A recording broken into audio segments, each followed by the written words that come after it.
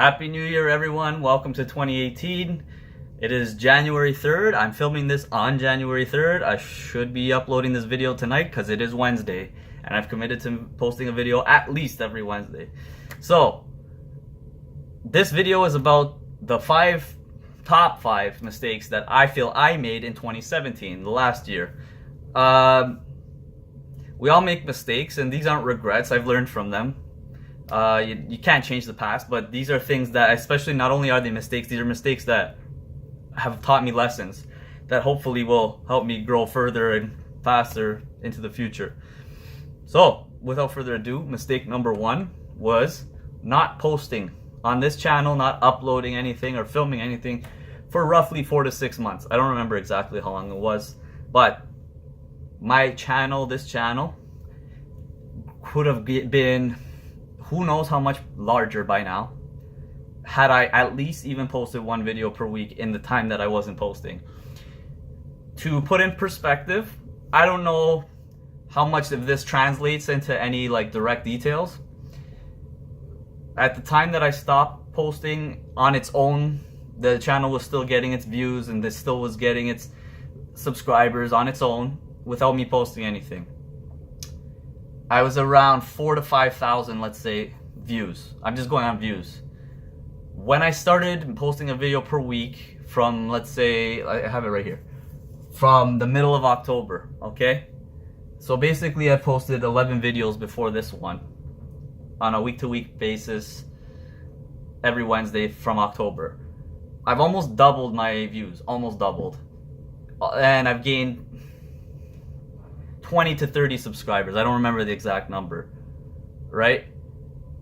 That for me is huge, and it's in such a short time. And it's imagine had I carried that from May or whatever month it was through all the way till now, how much more I would have accomplished. So on that note, don't delay things. I've said it before, didn't take my own advice. Not don't delay, do it, just do it. I stopped, right? So it's on my own thing. Not posting was a mistake, okay? Number two, on the note of not posting, I delayed things. So at first I wasn't posting because I didn't have ideas. Then I had excuses, I didn't have time, I didn't have this, I didn't have that.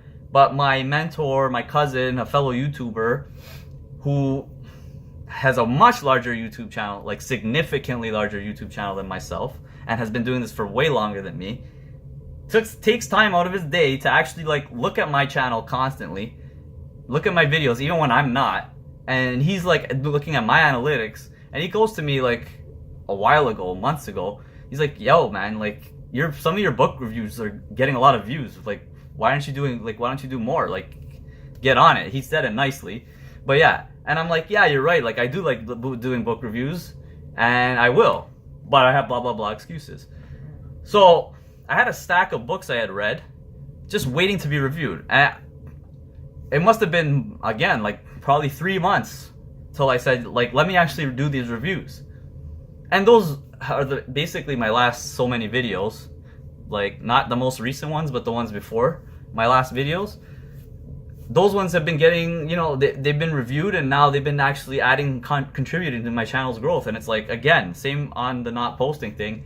Delaying when I had an idea and I was delaying something that is something that ironically was I was getting to the point of I don't know what else to take videos about. I was trying to find something to be passionate about to make videos about because I didn't want to repeat myself with the same content over and over. And I had that right in front of my face and I didn't use it. I like to read and I like to talk about the books that I read. And now I read more because I know I can talk about the books that I can read, that I've read more.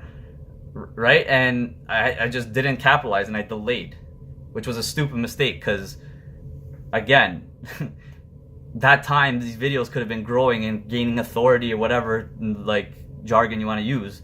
But yeah, so the second mistake was delaying / I didn't take my mentor's advice, okay? Number three, overload, I call it. When I started working again, so I was off work when I started this channel, I wasn't working, so I had a lot of time and I was posting a lot more, and sometimes 2 videos a day for a month, I think I did that. And I had this stupid expectation that I was gonna do that plus all my other gym and blah blah blah and all these other things and work my 8-hour shift, my 8-hour day, every day. So obviously that fizzled very quickly because it's like it was beyond my physical capacity. Okay, like some people may have more energy than I do, but I am not a super high energy person, and like I have to capitalize and use the energy that I have as a very valuable resource. So that's my capacity. Can it be expanded? Totally. Did I work to expand it? No, I didn't. All I did was deplete it faster than it could replenish. Now I've taken a different approach where I acknowledge my capacity, so I prioritize my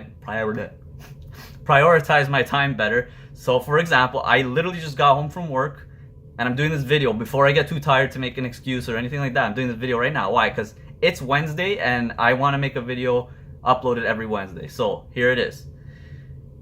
Do I want to go to the gym? I wanted to do a lot of other things. Yes, but I will have to assess how many gym sessions can I do in a week without compromising my ability to make videos. I don't want to totally give up the gym, obviously, but like, where are my priorities at? That capacity ties into the priorities. And hopefully along the way, I can expand that capacity. So I'm not trying to say like, oh, know your limits and stay within them. This isn't gambling. I'm not talking about gambling. And I'm not trying to contradict motivational videos of pushing your limits, because your limits can be pushed, but how much you can push them is dependent on you. And like, sometimes, yeah, you want to push your limits, but don't try to like push it so much that it's like you're hurting yourself in the long run. So we always have this grandiose, extreme, intense vision of like these athletes going like really ham, but you know, that's years of conditioning that got them to that point. It's like, don't be fooled by this motivational videos. Like, it's great, it feels good, but like, you'll feel good for that day you did it, and then your body's gonna feel like garbage. Instead, try to push yourself in incremental steps to reach that ultimate goal, which is what I'm trying to do now. So yeah, that was my mistake, that I tried to overload on my capacity, and it caused me a lot of mentally like feeling bad because what am I doing? Why can't I do this anymore? I used to be able to do this every day, feeling bad about myself. So number 4 was, I'm going to touch on this one quickly, relying too much on others. This has nothing to do with YouTube, just in general in life. When I've been trying to incorporate the 7 habits of highly effective people, synergy was one of the habits, and synergy has to deal with, you know, combining your strengths with other people to achieve an ultimately higher goal, which that's totally right. But I took that in the wrong way a little bit, and I started relying too heavily on everyone else and not like thinking about my own contributions to any cause or like anything like that, and like just expecting like things are going to work out for me because I have this like totally cool, awesome group of people that I know that are just like throwing me favors or whatever you want to call it. And instead of like me taking like the bull by the horns or taking the initiative or figuring out what my strengths are, I was relying so heavily on that, and then kind of burned myself in the end, realizing like, oh, what the hell? Like, I gotta still do something, right? I still gotta make something happen. I don't want to go into the specifics of it, but like, basically, it took me a while to figure that out for myself. So relying too much on others was number 4. And then on number 5 was, to tie it all together, was not having enough faith in myself.